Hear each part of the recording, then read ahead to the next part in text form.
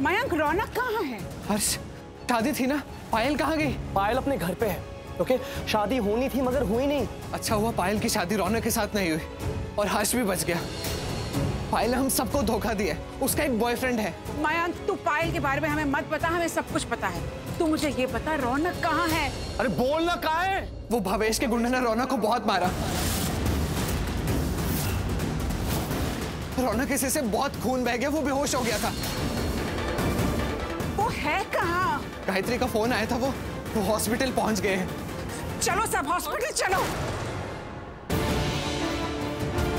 Excuse me, सुनिए एक minute, आप प्लीज डॉक्टर को बुलाइए ना, ये लोग बहुत बुरी तरह से जख्मी, प्लीज जल्दी कॉल कीजिए डॉक्टर को। ये भी उसी ट्रेन में थे क्या? ट्रेन? हाँ, आज इस हॉस्पिटल में एक ट्रेन एक्सीडेंट के सारे पेशेंट्स हैं। नहीं, किसी ट्रेन एक्सीडेंट में नहीं, वो रात में रौनक इंस्पेक्टर, वो बहुत लड़ाई हो गई तो वो बहुत बुरी तरह जख्मी, आप बस डॉक्टर को बुलाइए जल्दी से। सॉरी मैडम, हम इन्हें एडमिट नहीं कर सकते हैं, ये मारपीट का केस है, पुलिस कंप्लेंट करनी होगी। अरे पुलिस कंप्लेंट बाद में हो सकती है ना, अब इन्हें एडमिट कीजिए। और कोई इंसान ट्रेन एक्सीडेंट में जख्मी हुआ या किसी और वजह से, जिंदगी तो दोनों की जरूरी है ना, जख्म तो दोनों को लगे। अब क्या करें, देखिए ये आपकी जिम्मेदारी कि आप उन्हें एडमिट करें, उनका इलाज जल्दी शुरू कीजिए। और आप लोगों को तो भगवान कहते हैं ना, आप जिंदगी दोबारा देते हैं इंसान को, और भगवान तो भेदभाव नहीं करता है। मैं आपसे रिक्वेस्ट कर रही हूँ, एक बार ना इन लोगों की हालत देख लीजिए, उनकी जान पे आई हुई है। और आप मुझे कह रही मैं पुलिस स्टेशन जाऊँ, वहाँ जाके कंप्लेन करूँ सीरियसली? और कानून की रक्षक इंस्पेक्टर वो खुद जख्मी है। देखिए मैं आपके सामने हाथ जोड़ रही हूँ, प्लीज इन्हें एडमिट कर दीजिए, इनकी हालत बहुत खराब है, प्लीज प्लीज कुछ कीजिए। यू आर राइट कि अगर कोई जख्मी है तो उसका इलाज होना चाहिए। सिस्टर, रूम 505 में इनको लेके जाइए, एडमिट कीजिए। रूम 506, 507 में दूसरे डॉक्टर को भेजिए और लेडीज को एडमिट कीजिए। Okay boys. Thank you doctor. Gayatri तुम रौनक के साथ जाओ, मैं प्रार्थना इंस्पेक्टर के साथ जाती हूँ।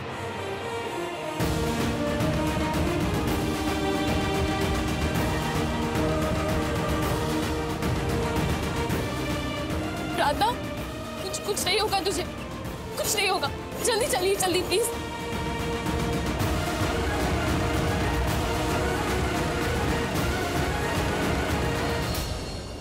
मैम आप यही रुकिए, हम इनका ट्रीटमेंट कर रहे हैं, don't worry, I will do my best. Madam सुनिए, रिसेप्शन पे आकर एक फॉर्म फिल कर दीजिए। ठीक है।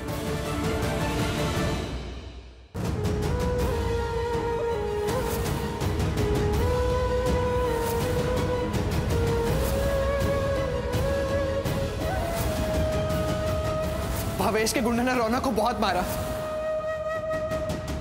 कांति, ये विंडो खोलो। स्मिता, तुम ठीक हो?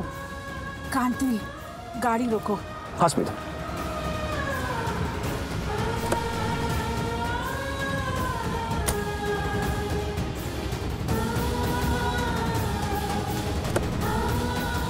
स्मिता, स्मिता क्या हुआ? स्मिता तुम ठीक तो हो? नहीं कांति, मैं ठीक कैसे हो सकती हूँ? मेरा बेटा हॉस्पिटल में है। उन गुंडों की इतनी हिम्मत कि उन्होंने मेरे बेटे पर हाथ उठाया, रौनक जवेरी पर हाथ उठाया। कांति, तुम जानते हो ना, मैं रौनक पर एक खरोच तक नहीं देख सकती। मेरे बेटे को बहुत दर्द हुआ होगा, बहुत चोट लगी ना उसे। वो वापस घर आ जाएगा ना? हाँ स्मिता, मुझे बहुत डर लग रहा है। हमारा रौनक जल्दी ठीक हो जाएगा, तुम चिंता मत करो प्लीज। ये सब मेरी गलती है। वहाँ लंदन में रौनक बहुत खुश था, अपनी जिंदगी जी रहा था। मैंने उसे फोर्स किया यहाँ आने के लिए, और जब से वो यहाँ आया उसके साथ, ये मेरी गलती है। मुझे उसे फोर्स नहीं करना चाहिए था, नहीं करना चाहिए। नहीं स्मिता, ऐसी बात नहीं है, तुम अपने आप को दोषी क्यों मान रही हो? हमारा रौनक ठीक ही होगा, प्लीज रोना बंद करो।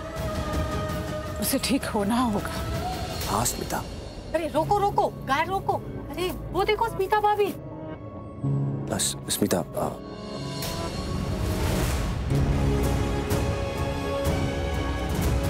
भाभी आप ठीक तो है ना? हाँ मैं ठीक हूँ कांति, चलो। हाँ जल्दी चलो, रौनक के पास चलो। चलो। हाँ हाँ।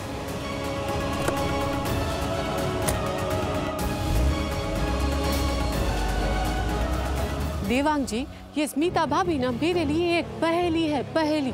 कभी कभी मुझे लगता है कि मैं उनको बहुत अच्छे से जानती हूँ, कभी लगता है कि मैं उनको जानती ही नहीं। वो चाहती है जितना मैं उनको जानूं, बस उतना ही जानती हूँ। अगर स्मिता भाभी पहेली है ना तो तुम महा पहेली हो। और तुम्हारी ये जलेबी जैसी गोल गोल बातें सुन के ना मेरा सर चकरा जाता है। चलो हवे। क्या? हाँ बा, मुझे थोड़ा पहले ही सब कुछ पता चल गया था। जब हर्ष का सेहरा नीचे गिर गया था उसने मुझे सब बता दिया था, पर हमारी हिम्मत नहीं थी। कैसे बताती, क्या बताती? अगर सबको सब कुछ पता चल जाता तो पता नहीं क्या होता। डर तो तुझे भी लग रहा होगा ना हर्ष? भाई मैं कांप रहा था ब्रो। मैं बस शीना जी से यही प्रार्थना कर रही थी कि कुछ भी करके शादी रुक जाए और शादी ना हो। और ठाकुर जी ने मेरी सुन ली।